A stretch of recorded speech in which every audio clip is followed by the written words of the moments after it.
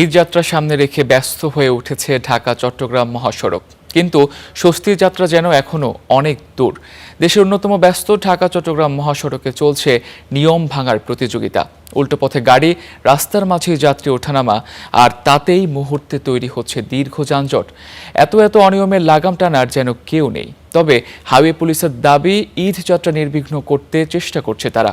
জিসান আহমেদের রিপোর্টে বিস্তারিত। এটি ঢাকা-চট্টগ্রাম মহাসড়কের যাত্রাবাড়ির টোল প্লাজা। আমরা ঢাকা-চট্টগ্রাম মহাসড়কের যান চলাচল অবস্থা কেমন সেটি জানানোর চেষ্টা করব। এই চিত্র ঢাকা-চট্টগ্রাম মহাসড়কের নারায়ণগঞ্জের সানারপাড়ের।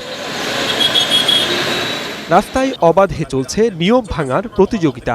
এতে সামিল হয়েছে অটোরিকশা, ট্রাক ও মোটরসাইকেল।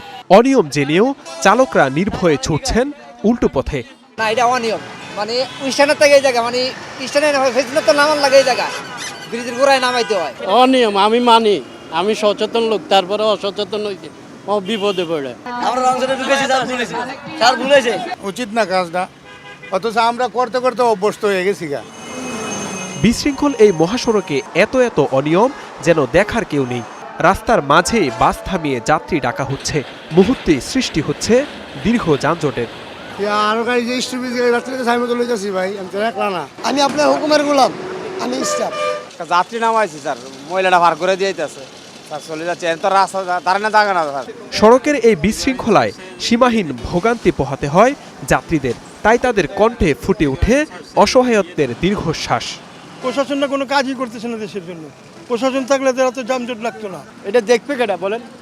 দেখার মতো লোক লাগবে তো। লোক থাকলে সব মনে করেন জনগণ কি করতে পারে। এই যে দেখুন, মনে করেন এখানে আয়া বয়ে রয়েছে, এখন কিভাবে যাবে মানুষ? নির্দিষ্ট কোনো জায়গায় ওই জায়গায় নাই, রাস্তার মাঝখানেও দাঁড় করে তারা যাত্রী উঠায়।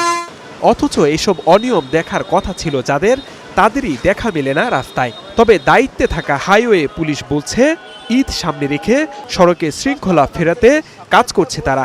টোল প্লাজা থেকে পটিয়াতে পর্যন্ত ঈদ শুরু, আমরা পর্যায়ক্রমে এখান থেকে আমাদের এরিয়া পর্যন্ত আমরা ক্লিয়ার রাখবো ইনশাল্লাহ।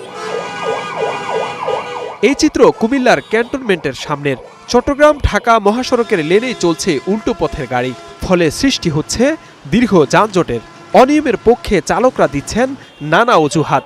আসলে আসাটা ঠিক না, তারপরে এটা আমরা আইনত এটা অপরাধ, তারপরে আসলে বাধ্য হয়ে কিছু করার নাই। না, উল্টার কারণে যে সমস্যা, তো তার জন্য রাস্তার তো জ্যাম। ভাঙার কারণে একটু জামটা একটু বেশি অতিরিক্ত, এই কারণে একটু সমস্যা হয়।